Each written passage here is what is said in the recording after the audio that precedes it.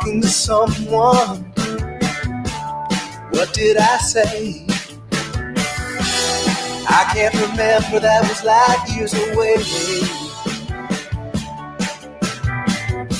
I'm stuck in a bubble. I guess I was wrong. I've been a wreck for just far too long. Yeah, far too long. Rescue me. Your love is gonna set me free.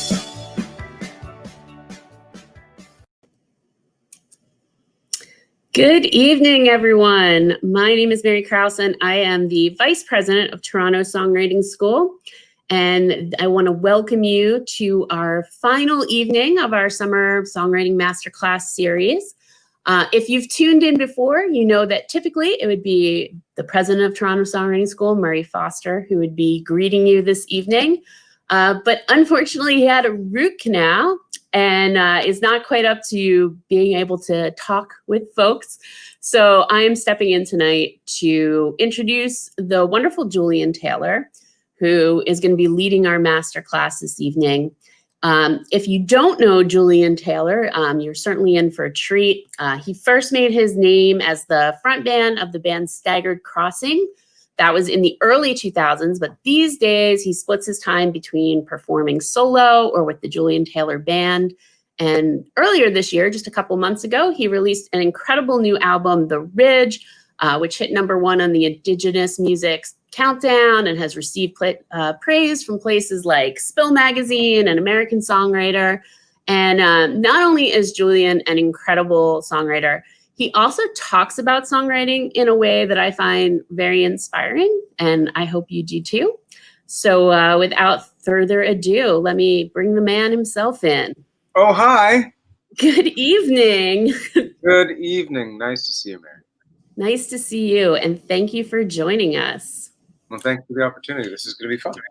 And we, we've done this before. We've been very fortunate at Toronto Songwriting School to talk to you, have you at a few events and have you talk at our Songwriter Getaway last year. So I know that people who attended that know that you're incredible and they all raved about you. And so we are glad to have you doing something with us again. Isn't that cute? Thank you. And so with that, I'm going to turn it over to you and give you to your students for the evening. Okay, very cool. I don't know if I can see people. They probably can see me, right? That's how that goes. Hello, I'm Julian. Nice to see you too, Cheryl. Hello, Barbara. So when I was asked to do this, I was thinking about what I wanted to talk about in terms of writing songs. And I decided that what I wanted to talk about are the simple things. And that comes down to lyrics, first and foremost. I believe that because I'm a singer-songwriter, lyrics are very important.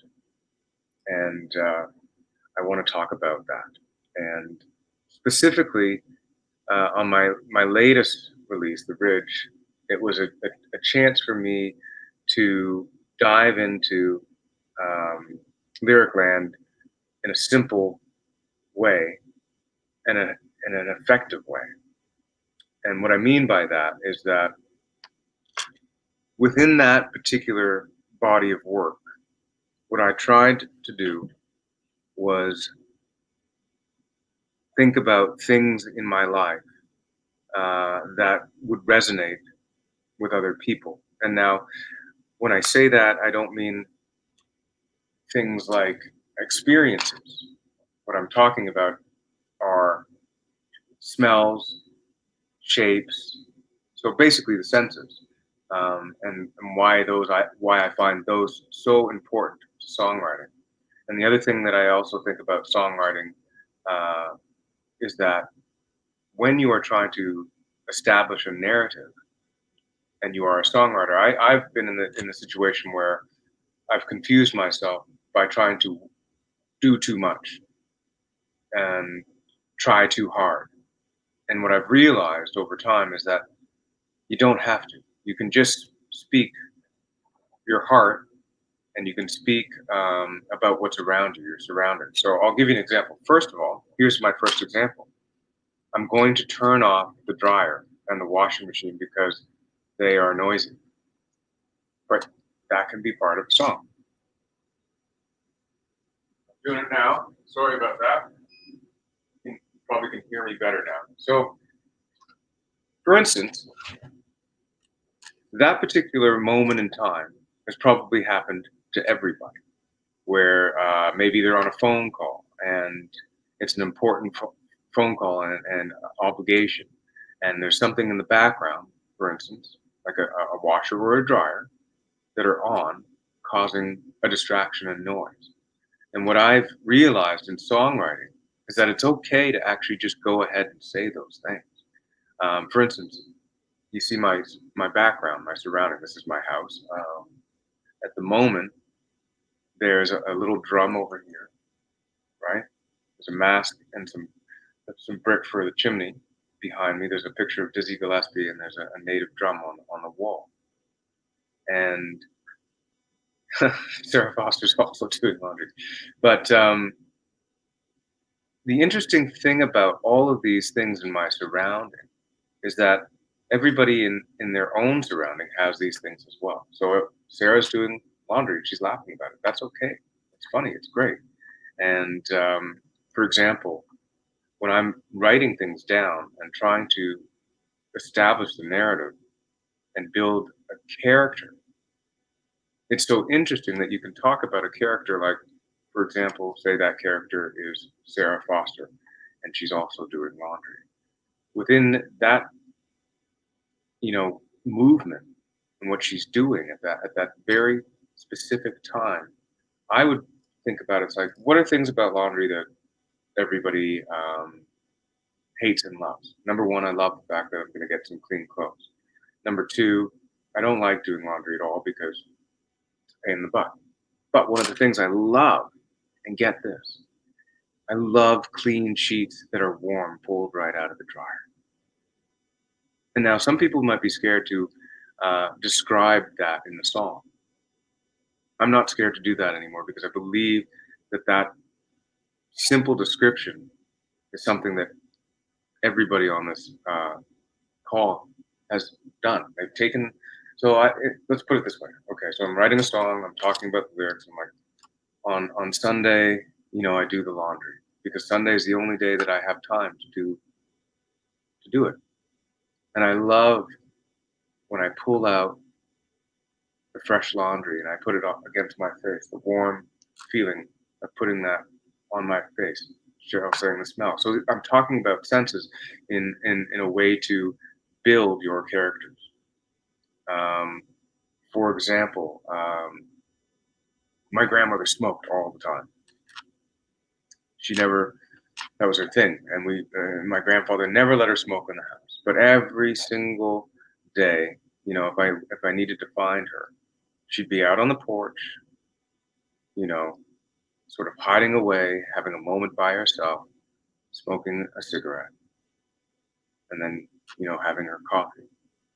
So those senses, the smell Cheryl talks about, in that instance, I think about, I can see it, which is why that is so important to character building, is to actually be honest about what is actually happening and not worry too much about being clever. Because at the end of the day, life isn't about being clever. It's actually about the opposite. It's about all of our mistakes. It's about all of our, small victories. It's like when, it's the little things. When people say that, it's the little things. And for example, in my record, The Ridge, the song The Ridge itself, there was a review from Australia, and the reviewer was marveling at the fact that I actually talked about manure, how I shoveled manure with my grandmother in the mornings and cleaned the beds of horses to start the day. Character building. It shows, the type of person that my grandmother was and the type of person that I was at the time because she made me do it. Um, so when it comes down to lyrics, I think what you need to do as a writer, if this is what's interesting to you, I mean, because pop music is different. You can just come up with, a hook and just keep repeating it and repeating it and repeating it, which is fine too. But I think of songwriting a little deeper than that. And for example, when I came home today, I went shopping for groceries and stuff like that, and I came home and I recently tried to fix my own sink, and I thought I did a really good job at it, but I didn't, because all of a sudden my wood flooring was impregnated. The water, I guess, seeped into the floor, and now there's a big bump in my kitchen. And so I would, in my own sort of way, I would talk about my failings as a person trying to fix my sink. I could talk about that, and I think that people would relate to that. And now I've got like a dehumidifier soaking up the water, and it's noisy, and my family doesn't like it, and it was all my fault. But I think that what happens in that sort of moment is that you can explain to somebody your insecurities, and you can explain to someone what you're feeling. And once you do that, that's a real connection.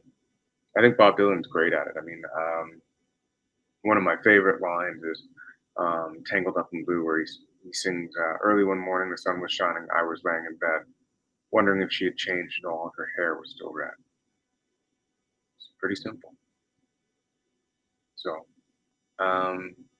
yeah, in terms of that kind of thing, that's where my mind is going, and I think that will make writing for you a bit simpler and easier for you. It does for me. I mean, some of my techniques, and I believe that I spoke about this the last time some of us were together, is to wake up and just write down a few lines as soon as I'm up, because it seems like that unconscious is not blocked by anything. There's no barrier when I first awake. As soon as the day happens, other things happen, and that barrier gets put up, walls get put up, and you can't access that stream of consciousness and that honesty. For example, I have to make breakfast. That's something to do that takes my mind away from just the honest way that I'm feeling as soon as I get up. If I'm feeling energetic, I'll write it down. I'll say, I'm feeling really great today. I feel energetic. I feel like I can take on the world. If I'm not, then I'll write that too. For example, I'm gonna scoot really quickly and grab my book, which I write in every morning, and read some things for you. Okay. Always jump it up.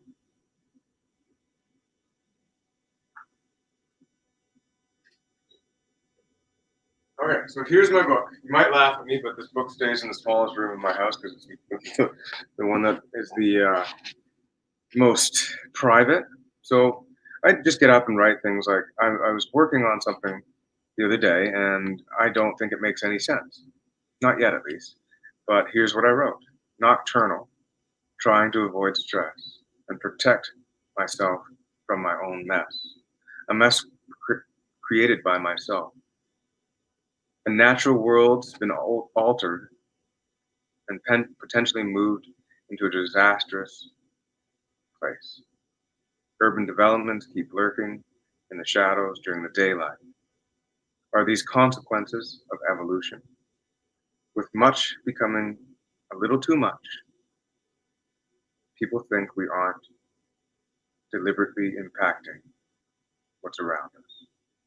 And so we avoid and we retreat into the void. I don't actually know what that means yet, but what I do think it means is that I'm trying to talk about this pandemic in some sort of way, because I seem to be up all the time. I don't sleep as well as I used to. So nocturnal was the first thing that came to mind. Now, this is a little bit more abstract than what I was talking about when it comes down to the washer and the dryer. And let's see. Okay, here's something, and this is just from the other day. I love the rain, honey. I love the rain. I love it when it pours. It triggers so much pain. But I do love the rain. So I would get up and just write something like that. And none of that really makes sense, but it's supposed to sort of, and that's more simple because, I get this sort of feeling about when the rain, there's Tyler, hey, bummer. I get a feeling about, everybody gets a feeling when it starts to rain and it evokes some sort of emotion. So my specific way of trying to tell stories and create characters are using senses. So taste, smell, sight. For instance, you can talk about what color the wall is, and I would, you say I walked into somebody's house. And, I remember the way that burnt yellow paint, stuck out like a sore thumb. My Aunt Roberta loved yellow, and I always found it very bizarre walking into her house because most of the things that she had in her house were yellow. And then I could describe, her apartment. So what I like to do is in that sort of character building, like I'm going to take my Aunt Roberta, God bless her soul, she's not with us anymore, but that burnt yellow paint color in her apartment. I remember walking into that place all the time. And as she got older,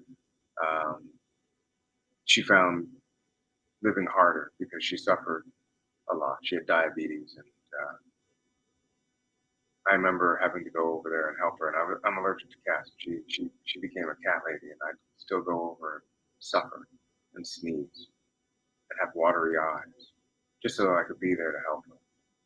And she used to, we used to go for walks, and she liked to keep dog biscuits in her pockets because she loved kids and she loved dogs. And we'd walk up Eglinton Avenue, and everybody would stop and say, "Oh, hi, Roberta." She'd say hi, and then she'd, give a dog a biscuit, pet the dog, and, see a child and have a fun time and smile. And that's what made her day. And so just talking about her as a character and bringing her to life because she had a life, and you don't need to do much to bring people alive. You just have to tell people exactly what you saw, what you heard, what you smelled, what you felt. When you go into what you felt, it's a more abstract thing because that's a harder thing to get other people to connect with, simply because songwriting is such a personal journey. But when you talk about things like colors, you talk about things like the weather, what somebody was wearing, that kind of thing. That's really important to me, and I feel like my songwriting is moving in that direction. John Prine's really good at that, actually. If you listen to John Prine songs, you'll find that he uses those senses and uses things like he'll talk about and sing about, an ashtray, for example. Like, who wants to sing about an ashtray or talk about an ashtray? But when you think about it, it's part of character building. So he would talk about, the ashtray and how many cigarettes were in the ashtray, and then maybe there was one that was still burning. The amber's still burning in the ashtray, and there's several cigarette butts. What that does is tell you about the character. The person smoking is a chain smoker. You start to feel and see that connection because you've been through life and you've seen people like that. You know someone like that. Maybe you are that person. And the reason I was talking about nocturnal is it's like always up. I'm always up. Can't get enough rest. I've been working on a song about rest. I've been working on a song trying to figure out how to explain how I've been feeling about this pandemic, and realizing that maybe the best case scenario is not to write a song about the pandemic and how I feel about it, but to write a song about what happened in a day through the pandemic. For example, maybe at the beginning of this thing, thinking out loud, just thinking out loud. And please, any questions or anything that you want to say or to me, write it in the comments and I will try to address that. But maybe I think about it's like, oh, I'm going into my head thinking about writing a song. I haven't slept in days. I'm so tired that I don't even realize how tired I am. And I walk out of my bedroom, and the first thing I do every day is bend down and try to stretch it out and try to clear my head. And I often wonder, is my daughter going to wake up before me, before I go to bed? And when she does, it's a relief because I get up and I have to make things happen. And I can't go outside my door right now. Nobody can, but we can wave. I wave to the neighbors every morning. They wave back, but I'm not allowed to go see them. And I feel strange about telling my daughter that she can go outside, but when she does, don't touch anybody. Don't even try. And I don't want to be that person that pulls her away from what children should be doing all the time. But yet, I find myself in a situation, the same situation that everybody else is in, and I have nothing else to offer. And that scares me a little bit. Actually, no, it scares me a lot. But we get on with our day, and I make breakfast. You know, she really likes eggs. That's what she likes. Usually me, I'll just have some yogurt and toast. But there's me talking about something that actually is happening. And I know that you can feel that. Rather than me trying to be too clever about what I'm supposed to be communicating with people, why not tell people exactly what's happening or what's happening or what you feel you'd like to see happen? That's okay too. Dreaming is a beautiful thing, so you can incorporate that in what you're writing about. You can say, man, I dream of the day that you can go outside and play. There's a line. And it has nothing to do with the pandemic, but it has everything to do. I dream about the day that you can go outside. And I know you can feel that. And that's a simple, easy line that touches people, that brings people out of their shell, because they're like, oh man, I dream about the day that, you know, my kids can go out and play, or my grandkids can go. I dream of the day that I can go out and play, kind of thing, you know. And that's something that really connects. I see a lot of people on the board, some great songwriters on the board that are really good at that. So that's my sort of take on lyrical narratives these days. Obviously, writing a pop song is a totally different thing. When you're writing a pop song, your goal should be to make people. Yes, I do like Hemingway a lot. He does it too. Yeah, for sure, Dave. Hemingway's a great example of a writer who does that. So when it comes down to pop music, because there's a lot of people who probably just want to write pop songs, and when I think about writing pop songs, and I've done that a lot, I try to find the hookiest thing. I find cliches to be extremely powerful in pop songs, because that's one direct way of limiting your dialogue on the senses, because everybody is aware of what a cliche is. You know, gone today, here tomorrow, here today, gone tomorrow. Sorry, cliche like that kind of thing. And trying to find the hook, like an amazing hook that will stick in people's heads like an earworm. When I write music specifically, regardless of whether it's a pop song or a folk song or a blues song, um, I try to do the hookiest thing I can with chord changes, with melodies like that. Doesn't matter. But yeah, I mean, Sarah Foster's talking about songwriters as painters, photographers. Um, yeah, I agree, and I think artists are definitely the people that will help make 2020 this time capsule. It's a very important part of our healing and stuff like that.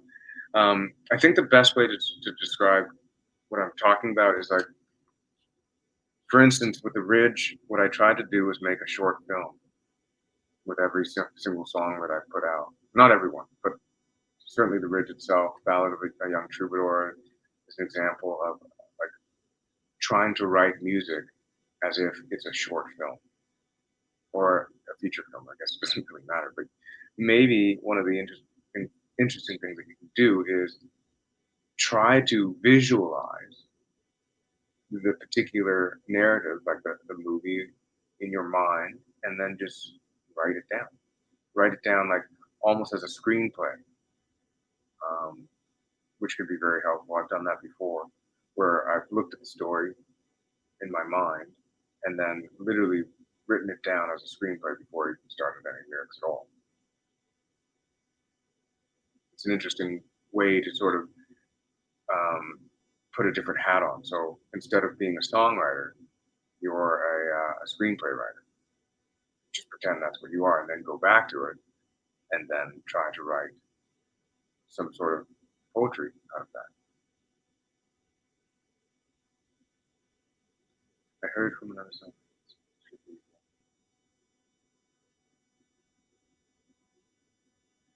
So to Barbara's question, how do you make it so that the writing won't be too boring if you are being pretty straightforward and less poetic?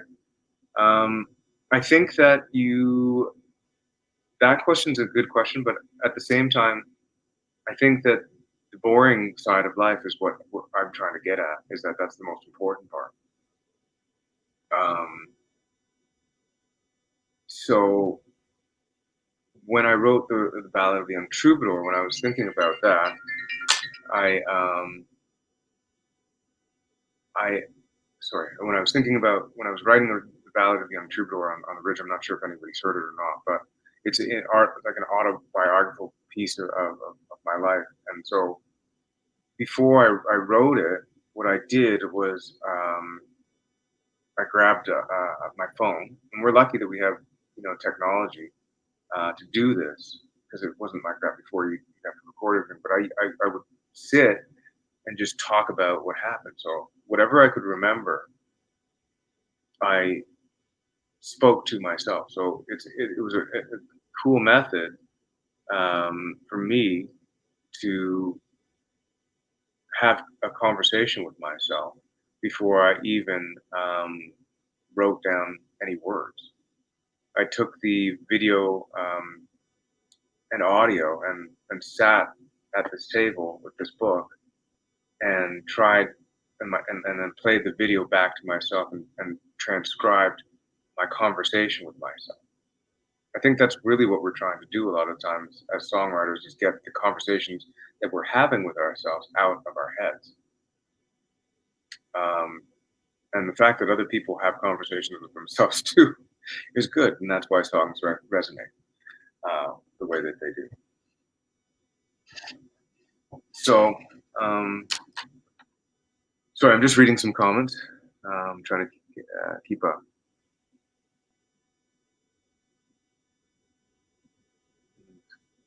So we've got, thank you, I appreciate it, Dave and Doug.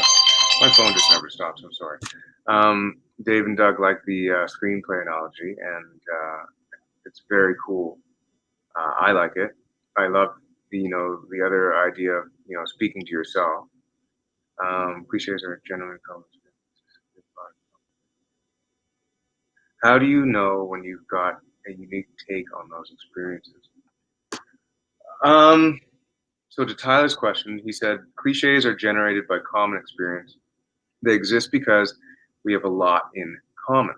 How do you know when you've got a unique take on those experiences? Well, the answer to that question is I don't. I only have my take on those experiences. And that's why all of us who are songwriters are important. That's why there's no knowing how anybody's going to respond to it, and I don't even know if that actually matters. So because we have so much in common, I think it's important to just realize that your experience and your take on it rather is unique. That's the answer to that question, I think. So Joanne DePoint, do you ever just see or hear something that gives you a simple hook or a starting point? Absolutely, I do all the time. For example, I wrote down something yesterday, and what was it? I will find it. Okay, having a conversation with a friend yesterday, and literally in the middle of the conversation, I had to stop because we were talking about something, and he said something, I said something, and I was like, okay, I got to write this down. And this may or may not appear in a song ever, but here's what was said. Whatever it has to be, it is. And that's how it goes. He was giving me some advice personal advice on what's on my life. He said, whatever it has to be, it is. And that's how it's going to go. And I heard it, and I was like, I got to write that down. I don't know where it's going to end up, but I have to write it down. So I did. And I write down things all the time. To Joanne's question, yeah, you have to be really, really responsive to what your surroundings, and that simple hook or starting point will happen. It's there in front of you. You just have to be in tune. And I love that because in tune means so many things for songwriters. It means being actually in tune, like in the right key. And it also means being in tune to your surroundings. You could even write a song about it. Feeling in tune. Okay, other questions. Let's see. Do you find generally you start with lyrics or a melody or changes, or does it vary? I have to force myself to write lyrics.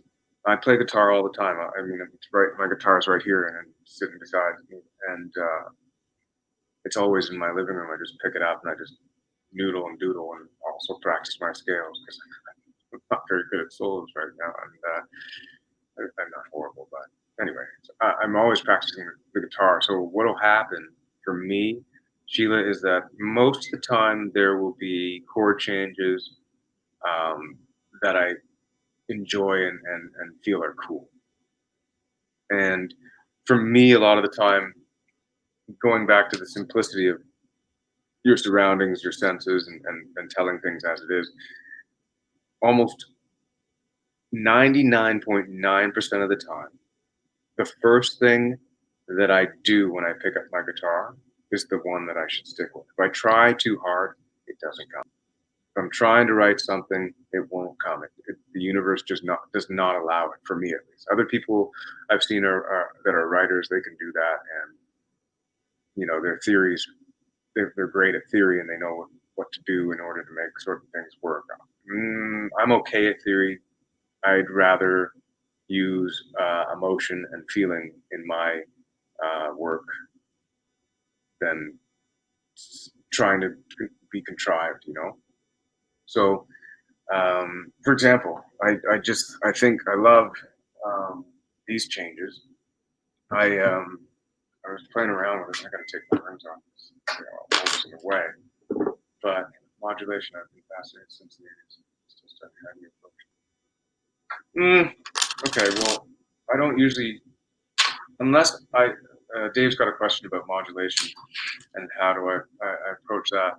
I only ever use it when I think that a song needs a build, and that's usually in the production stages of things.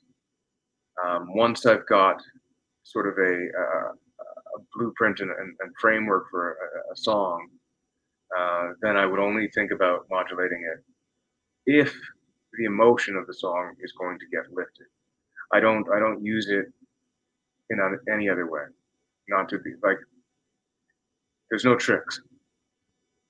If, for instance, I used it in the song Bobby Champagne, and I felt that needed to go somewhere because it was so mundane for such a long time. It's only 4 chords. It just kept going on and on and on, and I just felt like, okay, I can sing a bit higher. I can make this work if we change the key and lift it.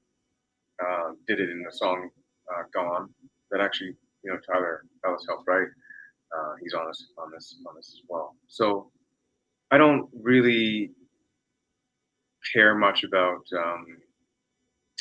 theory. It's all about feeling for me, Anyway, so I'll play you something that I've been working on and it's something that I will continue working on because I find it to be interesting.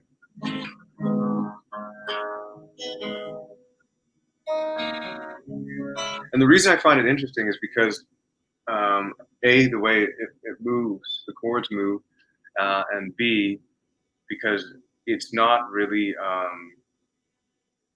going back to the theory. I think that this is really interesting that every chord that I use evokes some sort of feeling. But if you watch what I'm doing, so I'm starting in the A minor. So it's in the sad key, stays in the sad key, stays on a minor, goes to the E minor, goes to a D minor, so we're staying in this sad sort of feeling. But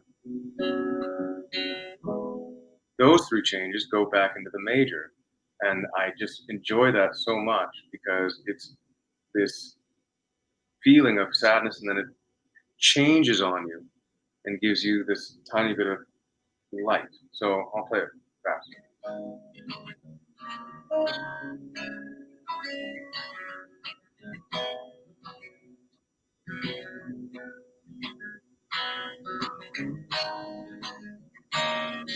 So those are the 3 minors. Here's the 3 majors. And it gives a tiny bit of a pep. So it starts with this sadness, happiness. Stays happy for a minute and brings you back down. It's like life.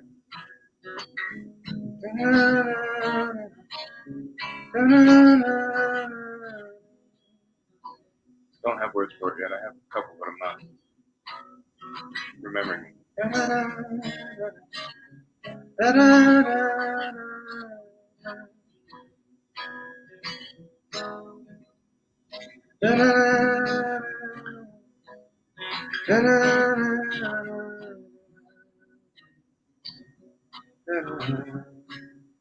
And here would be the chorus. Left me and still. So that's something that I'll continue working on because I feel it. And when you know that you have something, it's because you feel it. It doesn't matter what anybody else thinks. It only matters what you think. And if you feel it, then it's something that you've got to pursue. It's like falling in love. That's what writing songs is. Every time I've written a song, I'm falling in love with the idea, with the feeling, with the moment. And the nice thing about every song is that they stay. It's like, being in love. And people, will say that I'm not in love with that person anymore, but there was a time when you were. And the interesting thing about the time that you were, most people, when things dissolve and go away, they always talk about the bad things and never the good things, but they're all just things. That's what I was trying to say in regards to the simplicity of trying to build characters by using senses, by using those experiences, by using your sight, your sound, because it's all okay. And for me, in the terms of writing, that's what a soundtrack of our life is all about. I don't know if any of this makes sense, but Randall Gordon Lee says he agrees, and Dave says I feel you. So thanks, guys. I appreciate that. You know, if anybody has any other questions, I mean, I'm happy to go over other things that I have been working on and how I work and my process. Mainly, my process is to write in this book every morning and jam on the guitar every day, and then talk to myself, because I do that. We all do. But yeah, so when it comes to your surroundings, Sarah Foster, I used to feel like my songs were so literal that I was completely exposing my most personal details when I performed. I'm learning that people respond to the truth of the emotion associated with the imagery, but are really feeling their own memories. Yeah, you're absolutely, that's why yeah, Sarah's right. That's why I'm saying that. You know? Thank you, Josh. I appreciate that. Dave, you don't talk to yourself? You should. And thanks, Josh. I appreciate that you love the new record. I'm really pleased that people do. Like I said, there was no, I didn't know how people would react to the record, and it didn't matter. I made it, and that was what mattered. Yes, maybe you should, Dave. Try it. Take your phone out. This is partially how I wrote The Ridge. Was I went for hikes with my phone, pressed on the video, and just spoke to myself. Had conversations with people that I needed to have, that I've been too scared to have. You know, sometimes it's easier not to have the conversations at all, but to purge them is one way to do that. You know?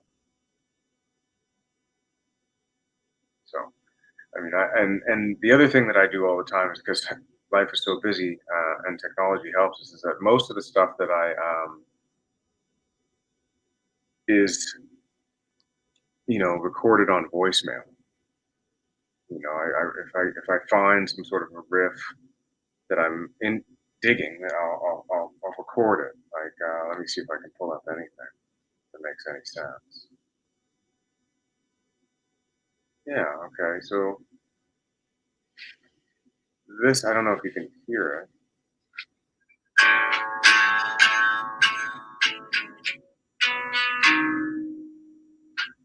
Can you hear that?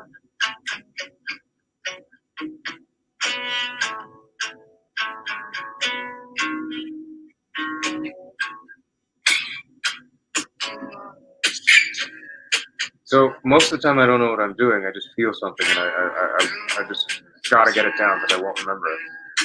But anyway, you probably can't hear this properly. I'll work on that. Barbara says, have you ever written a song that didn't come out the way you wanted? What did you do about it? Barbara, I write really bad songs sometimes. I don't necessarily release them to the public, but I have written some horrible, horrible, horrible songs. Yeah. And what I do about it, I don't worry about it. I just move on. I write another song. And some days, all of a sudden, I'll be sitting there and I'll be like, oh, wow, this might actually go with that horrible other song that I wrote. And then it becomes a better song. But I've written some bad stuff. I mean, I could share some with you, but you probably won't. You'll go, oh my God. So you got to be careful what you share with people. Otherwise, they'll be like, wow, he's a horrible songwriter. And personally, you know what? Some days I am. Some days I get lucky. What if you liked the lyrics but the music didn't work? If I liked the music and the lyrics and the music didn't work, I would start all over again. I will actually try to. I'll hold on to the lyrics. Barbara, this is to her question. She asked, "What if you liked the lyrics but the music didn't work?" There have been times where I will hold the lyrics and ditch the music altogether. because I think that not every song is supposed to come to fruition right away. I've had songs that have lasted, 5 years to complete. For example, "Love Enough" off of "The Ridge" took 5 years to complete, and it's a really simple song. It's my grandfather. I'm going to say I have to call him back. Hello. Hi, Auntie Donna. How are you? I'm good. I just wanted to see how Grandpa was doing. I'm just in the middle of a call. Can I call you back? Okay, thanks. Love you. Okay, bye. Okay, there we go. It's real life. Anyway, so Dave Grohl once told me in a bar, "Dare to suck." Yeah, that's the only way you get good. You should see early recordings and hear early recordings of what I did when I was, a teenager. It's horrible. Even last week, I recorded something and it was absolutely dismal. And I continue to write and record things that aren't great. I don't release them though. I keep them to myself. And maybe my bandmates who are very honest about whether they think it's good or not. So, yeah. Does that help a little bit?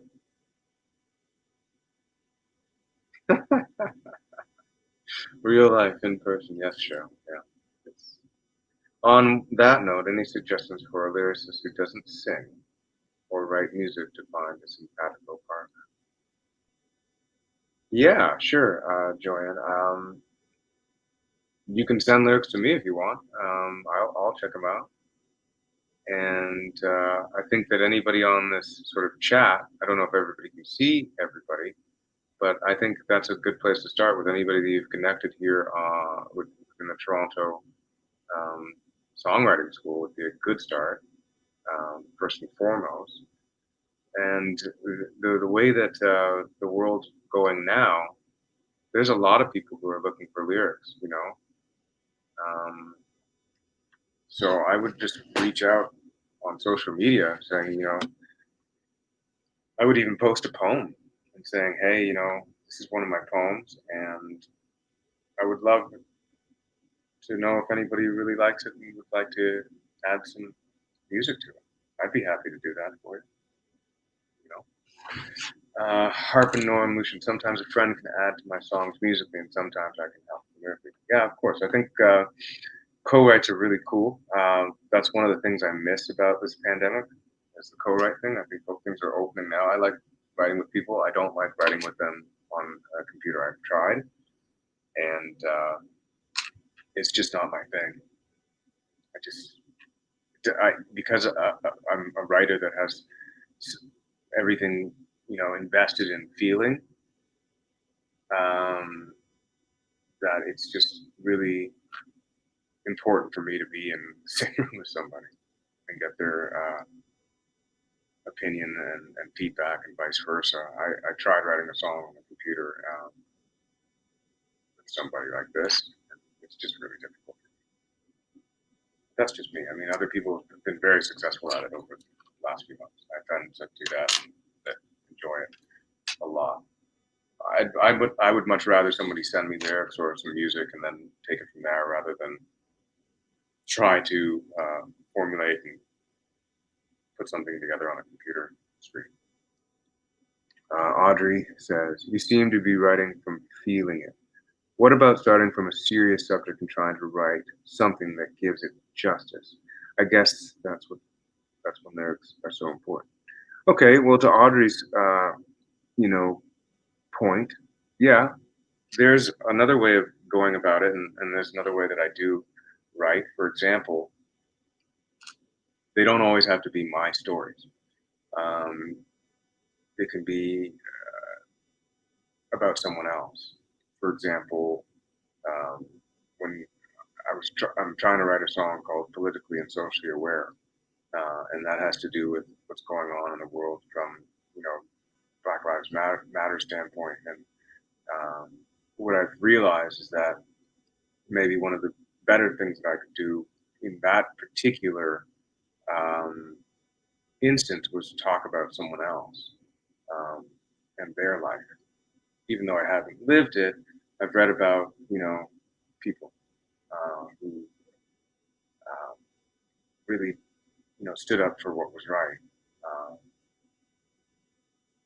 Malcolm X being one of those people. I didn't want to write about Malcolm X, so what I did was I thought that he'd been sort of um, written about and talked about a lot, and so what I tried to do was research, somebody who was his friend, who was less talked about, but just as important in some ways because they supported him. And so what I was trying to do in that particular instance was try to write a song about, one of his right hand people, like one of his friends, and about how they viewed the situation and how they viewed him, rather than write a song about him. So I'm having trouble with it, but I'm researching it, and it's been fun to learn a little bit more about my cultural history and try to divert my attention, because I don't want to. I always try to. I want to try to do things that are same but different. So yeah, I don't know if that helps, but that's it's really important if you're going to be writing from a serious subject. Character building is the only way that you're going to connect really with people. So if a serious subject happens to be, and I'm sorry, I don't want to offend anybody, but let's use a serious subject that might be really touchy, and that is someone was sexually assaulted, and you want to write something about that. Now, my first the thing I spoke to a friend about this, and they had to be really open about it, and we talked about it, and I would have to get permission from them, but they told me about when they were sexually assaulted. So what I would do in terms of a serious subject within a song and that I was talking to this person about was try to tell their story. Now the character building is extremely important. You have to know. And she told me about her instance. This is a serious subject. So to give it any sort of justice, as Otter's talking about, is that you have to still, in my personal opinion, build around the character's experience and use the senses. I don't want to go into how I would write that song because it's so sensitive, but I hope that answering the question shows that I still believe that the personal experience of people is what connects us all, and that comes from feeling. David says, "Who are your biggest influences in terms of what you've learned about songwriting?"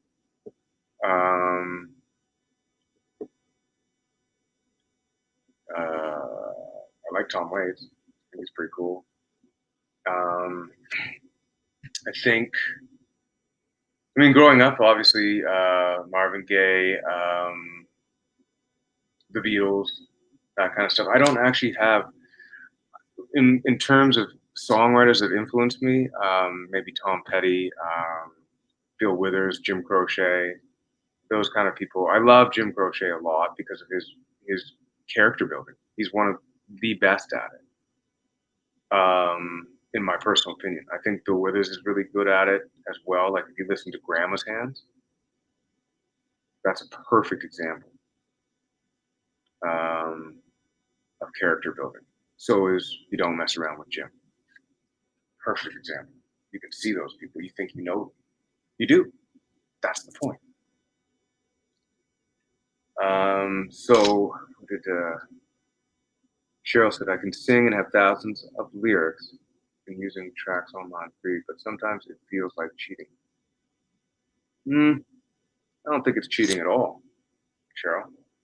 You use what you've got. Songwriting for me is about melody and lyrics. So if you can find a way to achieve that, then by all means do it. I've never been mad at anybody who sampled anything. I think it's pretty ingenious.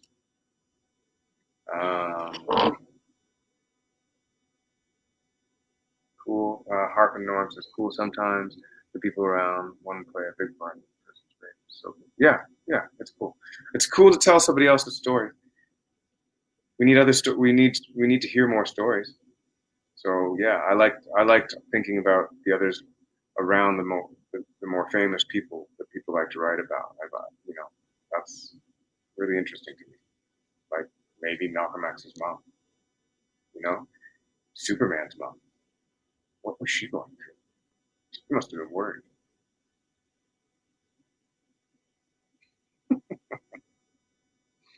Does anyone have any other questions? I don't know what else I can sort of add other than the question period. New comments. Okay, hold on.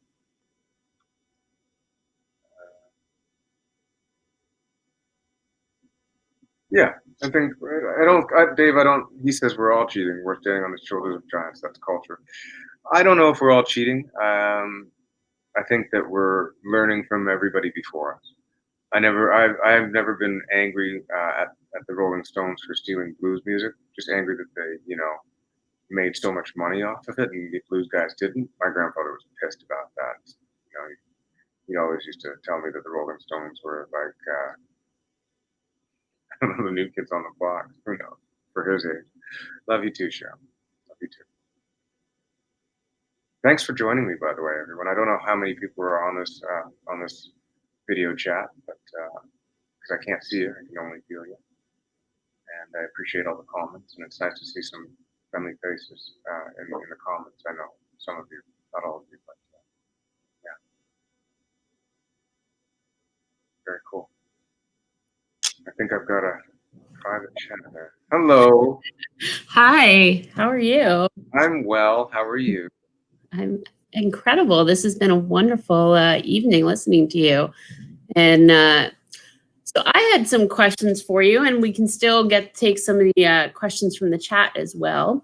But I did want to talk a little bit about this new album that you have out. I know it takes a lot of time, a lot of work to put an album together, and you have released an album in the middle of a pandemic. What's that experience been like for you?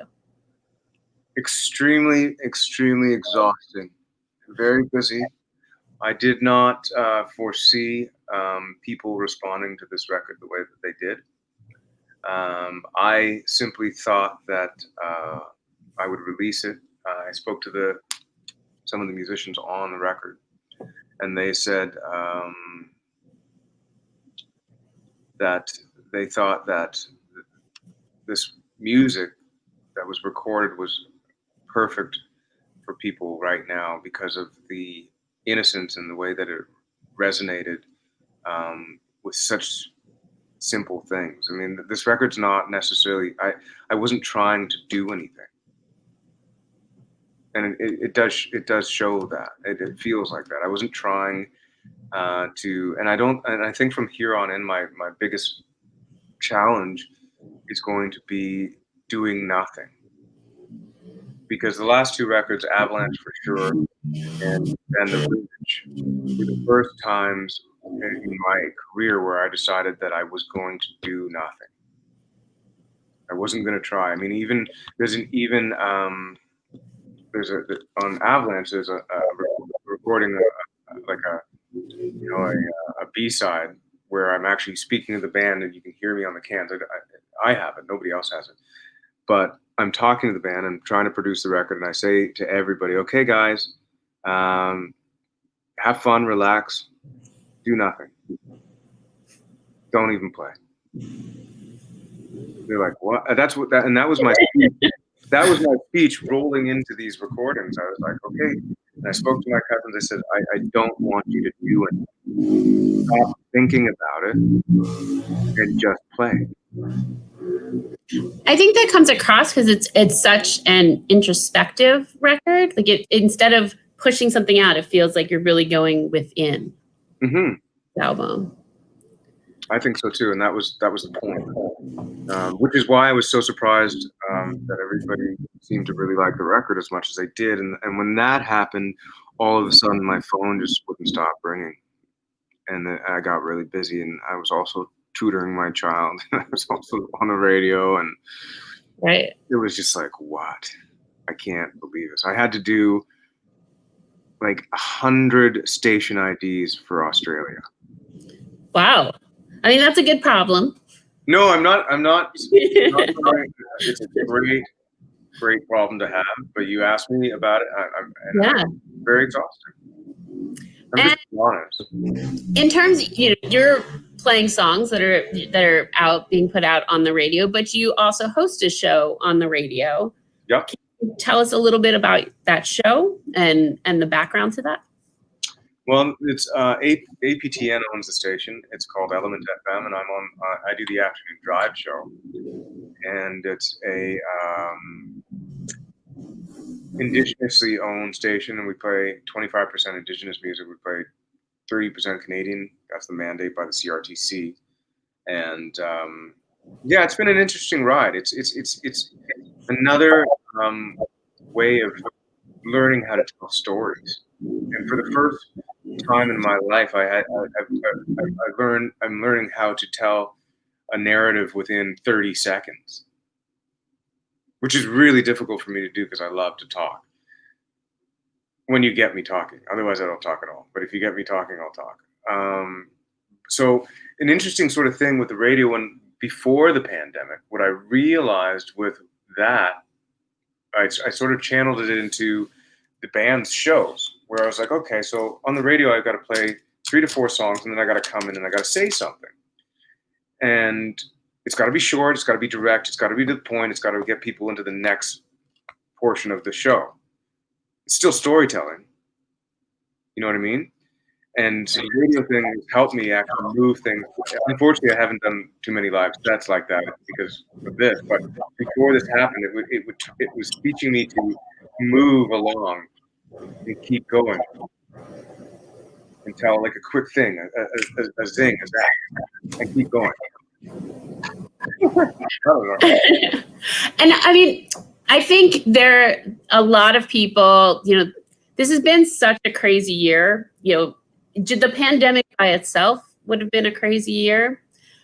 When you start to layer in like the Black Lives Matter movement and, all the fears people have around going back to school and going back to work. And like, there's so much energy and tension, but there's so many people who are really just trying to do good in the world and who have been home, have been watching stuff play out, have been going out to protests, getting more involved. And they're looking for ways that they can support the Black Lives Matter movement, but also just support different cultures financially and give people more opportunities. So, for example, a lot of people have been reading books by Black authors. As somebody who hosts a show on an Indigenous music station, are there particular record labels or artists that people should be making an extra point to check out? Yeah, sure. The Americana movement, in terms of Black music, is something that is actually really happening. And, when people think about blues music and how it was originated from Black culture, when you go back to any sort of American music, and some people don't like using that term, some people like to call it Canadiana because that's where we are. But the reality of it is that there are a lot of wonderful, soulful Black artists in that genre. I have a list of them. I don't know how to post them all in the comments, but I just right off the top of my head, Canadian artists. I'm going to say Kaya Cater would be an example. They're both friends of mine are examples. Myself, I'm in that sort of space. Then you get into the United States. Rihanna Gideons is phenomenal. Trey Burt is phenomenal. Benjamin Booker, really interesting because he's mostly like sort of punky. Curtis Harding is another. Then you have your old standards like Tracy Chapman and Ben Harper as well. From the Indigenous side of things, people should check out Willie Dunn. People should check out Nea Wayhawk and I think Gillespie and certainly Tom Wilson. But it's an interesting thing because again, when you go back to that sort of thing, I sit on the Toronto Blues Society now, and we're talking about what blues music actually is. And my personal opinion is that I think that American music, black music, is all of those things encompassed. You know, even country music is a shared experience. I think that American music, when you look at that, and let's just call it North American music, it's the greatest thing that was ever, you know, given, a gift that's given to the entire world, was this place where the oppressed and the oppressor basically, you know, got tangled up within each other's lives and created this amazing thing that we all hold so dear to our heart. I mean, for God's sakes, jazz wouldn't exist if blacks hadn't come to America and whites had forced them to. Because it's a complete amalgamation of classical music and blues. That's very true. I mean, I think it's incredible that you're right, that these incredible art forms have been forged out of that. But to your earlier point of people like the Rolling Stones starting getting more attention to that, I mean, I think people are now starting to be more aware of that and looking for the roots of this music and looking to pay tribute to those artists and lift those artists up. I think so too, and I think in a way it's a bit too late, because most of those artists are dying off. So what's really important in my job now, that I sort of feel where my job is to help tell those stories. I mean, I grew up with those stories. My grandfather told me those stories. My grandmother knew those people. You know, my grandmother used to hang out with Eddie Clean Vincent and John Coltrane and all those cats. So she told me about them. And those are the people that, and what you don't realize is how close proximity in time wise that all of this is. I mean, my great grandmother was a slave. Wow. That's not too far removed, really. Right. So I have to tell the story. I got to tell the story to my child, number one. And I never really wanted to tell the story. When I was a teenager, I was like, I don't like telling these stories. You revolt against all of what you actually are at that point in time, so that you can figure out exactly what you are later. Yeah, I mean, and certainly, you know, going back to my first question about this album, I feel like a lot of that has come out now, where you're seeing that in that album. You know, before, you know, the Black Lives Matters movement has been around for a while, but this album is certainly separate, you know, was created before this current wave of attention, but speaks to those beautiful moments of family and what you learn from your family and the lessons that you learn just from those basic, you know, family interactions. Mm-hmm, because those are the interactions that you start. Basically, the way I look at it, Mary, is that I think we're born knowing, and then we forget. And I think that the ridge, and I have Josh Berry's got a question about the ridge here. He says, you know, got to ask you about on the ridge. Your line, "There's a westbound wind blowing through the ridge again," is a really strong line. How did you come up with that? Guess what, Josh? I didn't. It was already there. I was in Maple Ridge, BC, and that's what happened. There was a west wind blowing, and it was blowing through that town every day. So coming up with that line became a really easy thing. It just happened because I was there. Do you know what I mean? Did you go through a particular process of mining these memories, journaling or talking to your family? Like, were the songs written around a similar time frame or over, you know, a couple decades? No, Avalanche and The Ridge, the two records are pretty much simultaneous. I didn't give some of the songs that were in the works to my band because I didn't feel that they fit. I mean, you could take Back Again from Avalanche and you could probably put it on The Ridge, to be honest. I mean, if it was a different configuration of musicians and arrangements. Um, so I carefully chose both all those songs for either project. I carefully mined those as the producer of both those projects. But I'm talking more, I guess, about the writing process. Oh, okay. And like, what sort of at this point in your life did bring you back around to those childhood memories and those childhood experiences? And like, what was the process of getting those, you know, from swirling memories in your head and in your past onto the paper and Well, that's an easy answer. My mom, her entire family died within 5 years. And wow. so my grandfather passed, and then after he passed, my grandmother passed, then her sisters passed. So she lost her entire immediate family within 5 years, except for my other aunt who had passed 20 years ago. So my mom's the only living member in her family within a 5-year interval. Now, what ended up happening within that, it was that my mom decided that she wasn't able to handle that. And I'm very close to my mother. So I got all the stuff in my attic. Everybody gave me the stuff. I have it. Like the drum that is back there, that's my grandfather's drum. I got all the stuff. It's sitting in my attic. I had to go through it all. Wow. That's certainly, that's a real challenge. I'm so sorry for your mom and for you for those having all those back-to-back losses. But that isn't, you know, like an amazing gift to have to go through all that.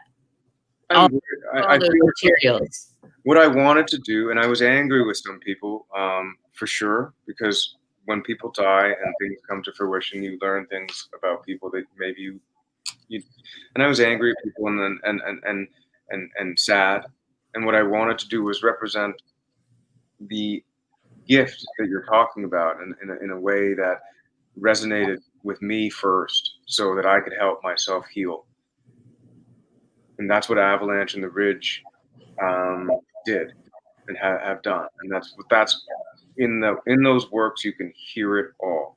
Like there's a line about my Auntie Roberta, who I spoke about in this call in the Avalanche record. There's a line that says her favorite color is yellow, and she's a brave little girl, braver than 1,000 men. She stayed alive when nobody thought she can. And my Aunt Roberta suffered from severe diabetes. Her favorite color was yellow.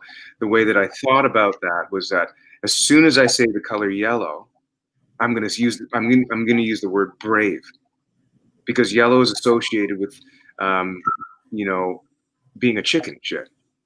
The next thing, the very next thing that I'm going to say is that her favorite color is yellow. So explaining in just one word that it's something that she's scared of, and using the color, like I talked about colors, I talked about shapes, I talked about the elements. The next word I use, but she's brave. She sounds brave. Right? And so you get that right away. Does she like the song? She's gone. Oh. Yeah. So I'm going to say, yeah, she probably digs it. How about your mom? Does your mom like the songs? Yeah, she likes the songs. That's good. I mean, is such a gift to her to have her family spotlighted and honored in this way. She's never said that, but you're right. I do think we've got a couple other questions over here. It's a question from Barb about. Do you ever write a song that just comes out in like 20, 30 minutes, fully formed, then barely rewrite or edit, or do you normally take more time or labor longer over lyrics, etc.? The answer, Barb, is absolutely. I've written songs within less than 5 minutes that are fully structured and fully finished. It's a complete rarity, but it does happen. For example, Be With You on the Ridge album just was like that. Carry Me Home on Tech Noir happened within 5 minutes, fully formed.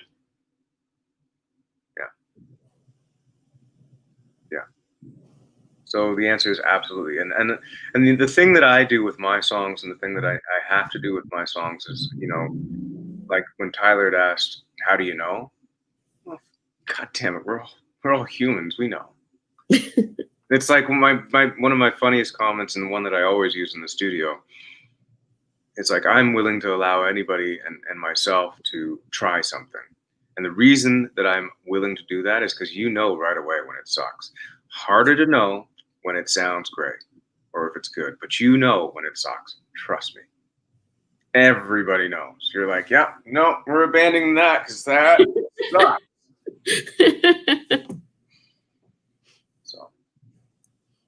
So there's one other question in here about it's from Joanne, who says, I get a lot of ideas from the Bible, which I read daily.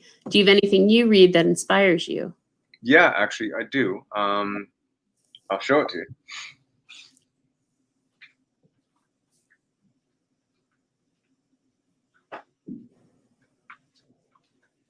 I read this as often as I possibly can.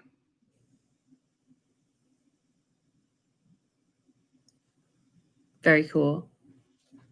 I love like, you want to talk about a lyricist? This guy is the best. Read us a line or two. From this? Yeah. Okay, practice not doing and everything will fall into place. That's a good one. Very good. It's hidden but always present. I don't know who gave birth to it because it's older than God. The Tao is called the Great Mother, empty yet inexhaustible. It gives birth to infinite worlds. Fuck. Dope. Absolutely. Yeah. So I read the Tao as often as I can because I try to meditate as often as I can, and I find that if I even just read one of those lines and recite it to myself all the time while I'm doing that it will come true, that it just starts to happen. It just starts to happen, which is one of the reasons why I was like, okay, in these records, just don't do anything. Don't play. They're like, my guys are like, what are you talking about? I'm like, honestly, you already know how to play, so just don't. And it'll be fine. And they said, yes, Yoda. Yeah, right. I love Yoda. He's an inspiration. He is an inspiration.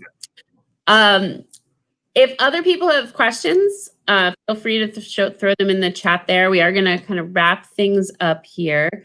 If you have not donated, this is a pay what you can event. We're really lucky to have Julian with us tonight. 100% of anything that gets donated is going to go to him. This is the final night of this summer songwriting masterclass series we've been doing. If you missed some of the earlier episodes, I recommend going back to check them out. We typically, as I mentioned at the start of this would be Mary Foster talking, but he was unable to join us this evening due to a root canal. So I appreciate you, Julian, bearing with me, and the folks in the chat rolling with me, being the person asking the questions tonight. But it really has been a lovely conversation. You talk about music in such an incredibly inspiring way. Thanks, Mary. I find music to be incredibly inspiring. Well, thank you. So it looks like we don't have questions. I do want to, again, people, please, donate to Julian. If for some reason this Julian is new to you, definitely go to his website, check out his stuff, get on his mailing list, follow him on social media. If you are new to songwriting school, get on our mailing list. We send out song prompts every week. We have classes. Barbara, you asked where you can find the other master classes. The easiest place to find them is on either our YouTube channel or on our website, but you can also just check the videos section on Facebook. They live there as well. And we are going to be doing some other special events coming up in the future that Mary Foster will be hosting instead of me. And so we have some business of music classes that are going to be coming up throughout the fall. And we have 6-week live on Zoom beginner and intermediate songwriting classes that people can join. Leslie's going to go right now to listen to The Ridge, which I think is a great idea. It's a deeply personal record. I hope you enjoy it, Leslie. And thank you, everyone, for tuning in. I appreciate it. Thank you, Mary. Thank you to the Toronto Songwriting School for the opportunity and the chance to speak to you guys. I hope to see you in person one of these fine days. And I know that I don't have all the answers. I don't pretend to. I just like what I do a lot. And I hope that you like what I do. And I hope that any sort of insight that I may have helps you as well. Well, we definitely like what you do, and we're really happy that you were with us tonight. God bless. All right, guys, we're going to end the broadcast. So definitely, if you haven't donated, please go and do that. If not, we'll see you guys soon.